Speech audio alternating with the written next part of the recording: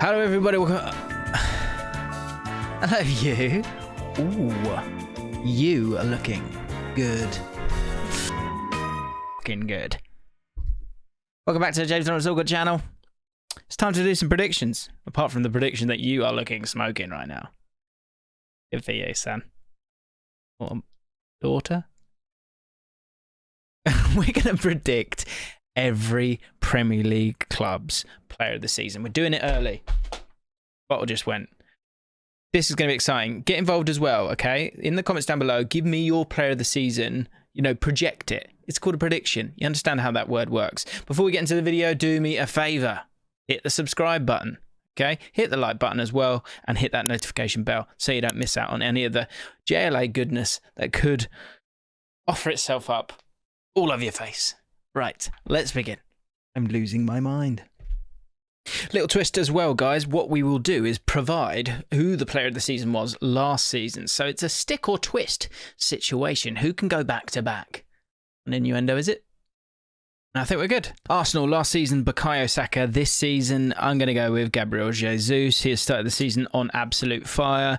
I think as well, in terms of being that superstar that's come in, we thought, and we said on this channel, we know he's good, but if he can have that confidence or gain that confidence and fill the shoes and be comfortable in those shoes of being that main man, then he could be something really, really special. And that looks like it is the case. Completely complete. Goes all over the pitch, gets involved, goes in behind, comes in short. Love the guy and scores goals as well.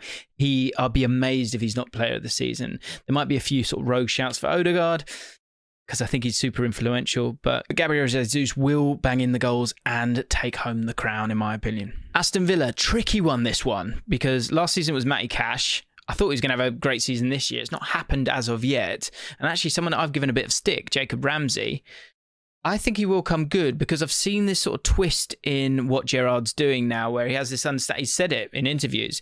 He said, I wanted to have all these technical players in, but actually we need a bit more legs in the team. And so with that in mind, you have those legs with Ramsey, but you've got quality as well. And so he may be afforded a bit more slack in comparison to how he was initially set up in that setup for Gerrard. And with that in mind, he can get himself a goal. Of course, got one recently against Southampton, has that quality within him, and he's one of Aston Villa's own. So it looks like he's going to play pretty much every minute this season. So with that in mind, I think he'll sneak, well, it'll probably be a full sweep, won't it? Young Player of the Year and Player of the Year. Bournemouth, last season, Mark Travers won the gong. This year, I'm going to twist. I'm going to go with Lloyd Kelly. Lloyd Kelly, I think, at 23, being the captain here, it's a tough one when it comes to Bournemouth because they are going to be defending a lot. So I think it's up for grabs when it comes to those defenders. But in terms of that back three that they're employing, he's athletic. He seems to have real leadership qualities. As I said, already the captain at 23. And I feel like he's really developed year on year at Bournemouth. So I think if this team is able to stay up, and they have started the season pretty well, they're going to do so down to togetherness. And I think he's one of those players who will put his body on the line, but also be tidy as well. Brentford, this is interesting. And there might be a few of these because I don't know how you feel about it when you're thinking about your player of the season. Because sometimes there's a guy that's just kind of so obvious and actually he ends up not winning it because of that. But despite that, I'm going to go with Ivan Toney just because I think if you look last season, it was Christian Norgard for those kind of reasons. Of course, Toney was important, but he wasn't the sort of be-all and end-all. This year, I think their tactics are so much better suited to him that he will continue to score the goals that he has. He's crucial in terms of chance creation for the team as well. And of course, with his exploits with England, I think that's kind of risen his stature maybe amongst the Brentford fans as well. And so for all of those reasons, I'm going to make him the predicted player of the season for Brentford. Brighton and Hove Albion. Last season, it was Mark Cucurella. Obviously, it's not going to be this year. I'm going to go for Alexis Mcallister. He's transformed from a number 10, he still wears the number 10, to this sort of fantastic box-to-box midfielder and also a deep-lying playmaker for the team as well. With De Zerbi coming in, I think he will really, really suit the tactics. We've actually done a video on it. Make sure you go and check out that video. We talk about the tactics of De Zerbi and just 10 things quickly that you need to know about this guy. But I think Mcallister, we speak about it in that, he will be really, really influential in that team and has already been influential this season so far. He's quite quickly becoming one of the most underrated players in the Premier League. Chelsea, last season, Mason Mount was the player of the season. This year, I'm going to twist once again. I'm going to go with Reece James. I think he's just ultimately their best player at this moment in time. Yeah, full stop, if I'm honest. The most creative player as well. 1.2 key passes per 90. And he's actually been playing right-sided centre-back a few times this season as well.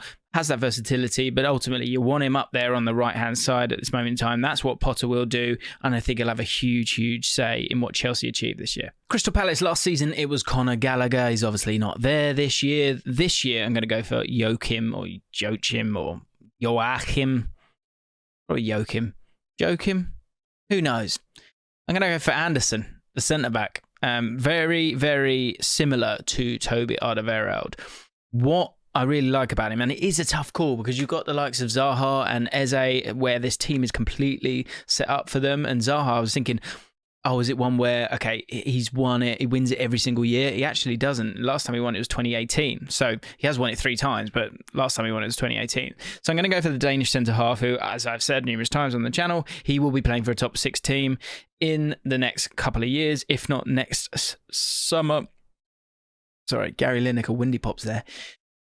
What's great about him is he's a really good defender. I think, he is evolving and growing. He's so young, but also his long passing. And now normally I don't like long balls, but in this case, I'm very impressed by his, because 56% pass completion with his long balls per 90, 5.5 successful passes means that Zaha can sort of get in or get onto the ball with space. And that's something that not a lot of centre-backs can do. I think it'll be in a lot of people's team of the year. It'll be one of those where they sort of talk around him and then go, let's just put Van Dijk in and Diaz. But he's a special player and will win player of the year, in my opinion. Last season, it was Jordan Pickford. This season, it's going to be Alex Iwobi. Correct. It will be Alex Iwobi. Everton's Joe Linton. He is this season's Joe Linton. The transformation of him from a below-average winger who did not impact the game in any way, shape or form, in my opinion, but was tidy, to a midfield destroyer is amazing. Finished last season brilliantly. Lampard's really found a new role for him here, where, as I say, press resistant, gets on the ball, works so hard, incredible. Yes. Stamina. He is one of Everton's best players, if not the best in that midfield at this moment in time. Offers so much, an absolute breath of fresh air. Delighted for him. Congratulations. You've already won it in my eyes. Really easy, really obvious, and we're sticking. It's our first stick. Last season, it was Alexandra Mitchvitch. Not sure why. And this year, it's definitely going to be him. 6 goals in 7 so far. I think if anyone watched that Brentford game, you see how frightening the guy is. Actually, the Liverpool game as well. Actually, the Spurs game as well. He's scoring goals. And Harrison Reed said something I thought was really interesting. It's like, we're going to play on the front foot this year. That's how we're going to play. I think you've seen it. And with that in mind, that means that there's going to be space for Mitrovic, which I've spoken about a few times. But his ability to sort of nonchalantly pull back to the back post and bully fullbacks, that's something we're going to see for the rest of the season. He can also score penalties, goals from outside the box, and everything else in between. It's a defining season for Mitrovic, and he'll win player of the year once again. So important for Fulham. Leeds United, last season it was Rafinha. This season, I think it's going to be Jack Harrison. Here's the reason why. Because they weren't able to bring in the fullback that they wanted, and also injuries, of course, hurting that as well, the setup has been really creative from Jesse Marsch, because what they've done here is they've got the bulk of their attackers playing in a very narrow way, which we kind of expect. Then Jack Harrison out wide, and so the reason they got those narrow players there is because they want to be able to press quickly and spring that press. But with Harrison out wide, it means that he's the spare man a lot of the time, especially when they win the ball with a press. So with that in mind, it plays into his strengths in terms of having that little moment to, make his decision and put in these fantastic crosses that he can do. I think with that in mind and it all being set up for him, I think he's going to get a lot of assists for the team. He'll be really influential and have a huge impact and win player of the year. Leicester City, last season it was James Maddison. We've got ourselves another stick. We're sticking with James Maddison for another season. Over the last few years, he's been at Leicester. He's had moments. He's had impact. He's had a few decent stats as well, but it hasn't been that continuous output. This year, or over this calendar year in particular, he's just gone to another level where you can rely on him to step up and sort of conjure something up from absolutely nothing. He's got that magic. He's always had that confidence. He's always had that ability technically when it comes to free kicks, but he's now truly delivering it. revolve the team around him, in my opinion. That's something they're not totally doing at this moment in time, and just allow him to thrive. He is the De Bruyne of this Leicester side, and pound for pound, he's probably more important. Liverpool, last season, Mo Salah. This is a tough one because, if you trust the mean, if that makes sense, Mo Salah will score 20 goals and he will do the business again. I don't mean pooing on the pitch. I mean, getting that Player of the Year award. But I'm going to go with Luis Diaz. Maybe it's a bit of recency bias, but I think of a team that's struggled this year, he's been one of the bright sparks. I think he's still got that energy. 3 goals in 6 games in the Premier League as well. I think if he can continue this run, it will mean that Liverpool get to a position in the table where they're happy with it. And for that to occur, I think he does need to continue in this sort of vein of form. And unless Salah really, really goes into his old gear, if that makes sense, I feel like it's Diaz's for the taking, almost through the fact that Mo Salah is always the guy that we're talking about. Man City, last season, you had the League Player of the Year in Kevin De Bruyne. He's going to miss out this year because it's got to be that man, Erling Haaland, who is an absolute cheat code at this moment in time. The guy is just too good, and the stats back it up. Back-to-back hat-tricks in the Premier League in his 4th and 5th appearances in the competition. Yes, it's Man City. Yes, you get all those chances, but yes, he's taking them. The output is scary. That's all he really cares about as well, and it will continue to provide the headlines for him and for Man City as they, I think, will cruise to the title. He's currently got 11 goals from 7 appearances with a conversion rate. Let's go to the Zoom. 41%. That is a joke. Man United, tough one here. Get involved in the comments. I'm intrigued to know who you've got to say here because it's up for grabs. Last season, of course, Cristiano Ronaldo. This season, I'm going to go a bit rogue, and I think it'll be almost like this sort of underdog story as Man United maybe find their feet once again under Ten Hag. Lisandro Martinez. I think that Antony could come in, hit the ground running. Rashford could hit a new stride. Sancho looks so much better this year as well. But Martinez, I think, for the sort of story of him sort of coming in initially, but what you've seen so far, the tenacity, I think a lot of fans will like as well. And him being that new signing. A lot of people talking about Eriksen at this moment in time. It'd be interesting to see if he plays, starts every single game as the season progresses or drifts back into a bit more of a squad player. But he's got a shout as well. But I'm going to go for Lisandro Martinez because I think people will be rooting for him as much as anything. Newcastle United, absolute breeze this one. Bruno Guimares, we told you he was a joke. He is a joke. He's quite possibly the best player outside the top 4. Talk to me in the comments. Look, the guy can play 6, the guy can play 8, the guy dictates the tempo. He has incredible influence. He's a defensive rock, 4.3 tackles and interceptions per 90. He has he grasps the game with a lovely little samba attitude about him. He is at the perfect place. The fans adore him. It's just lovely. And he carves teams open with his passing ability as well. Special. And he'll win it at a canter. Nottingham Forest last season, it was Brennan Johnson. This season, I'm going to play the odds and go for Dean Henderson. You know why? Because he's the only one who's definitely going to play. Let's be honest, he's pretty much untouchable. And we saw with Sheffield United when he had that number 1 shirt. Don't know if he is number 1 or not, but you know what I mean. He played really, really well for the side. He's going to be busy as well as they look to sort of start to build this cohesion that they obviously need at this moment in time. He's had some big moments when it comes to penalties as well. So makes big saves. And if they stay up, it'll definitely be Dean Henderson. And if they go down, it'll probably be Dean Henderson as well. We got ourselves a stick. Southampton. Last season, James Ward-Prowse. This season, I think it will be James Ward-Prowse as well because he is the match winner for them. He's so consistent as well. He's a Southampton man as well. And it's one of those, us FPL players, we're constantly going, can he do it again? He's a midfielder. He's an 8. But with those free kicks and that quality that it provides, if you think he's already got a goal and assist, that assist was the match winner for Shea Adams as well. He is their match winner. He's so important for them. And I think he'll do it again.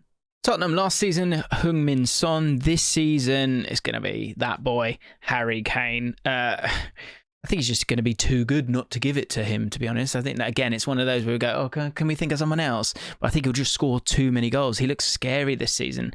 everything kind of goes through him. You know, at the end of the pitch, they're trying to find him all the time, and he's taking his chances. Just so much more than the goal scorer, of course, and a real playmaker for the team as well. And he's got great assets around him, better assets, and it's a better team. And he is the jewel in that crown. So I think he'll win it. West Ham last season, Declan Rice. This season, it's Declan Rice again. We've gone with the stick here.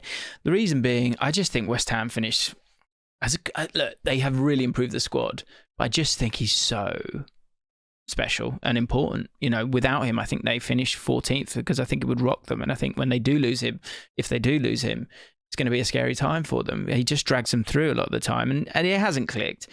But they've been a bit unlucky at times as well. Yes, they've been a little bit disjointed, but it will come goodish. You know, they will be a top 10 team this year, in my opinion.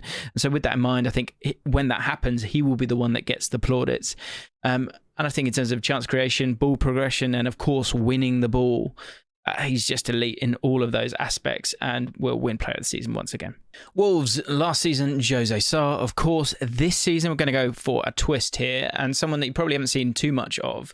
Sporting's, or previously Sporting's, Mateus Nunez. Now, this guy is an all-rounder, and I think the thing is that Wolves don't score many goals, and they don't get many people into the box, and so there's going to need to be some special goals to get them some victories at times, and that's what he loves to do. He is an all-rounder in terms of winning the ball. He'll add bite to that midfield as well, but he loves a long shot. He loves a long distance screamer. And so with that in mind, I think there'll be a few of those pot shots from distance that fly in and, you know, trigger the memory. And I think with that in mind, alongside the fact that he can do a little bit of everything and is a great addition to this Wolves squad, I think he'll sneak past a few players, and by the end of it, be really purring and get himself that Player of the Year award. So there you have it, people of planet Earth. I hope you've enjoyed it. That is my prediction for every team's Player of the Year this season, based on the first month or so of the season.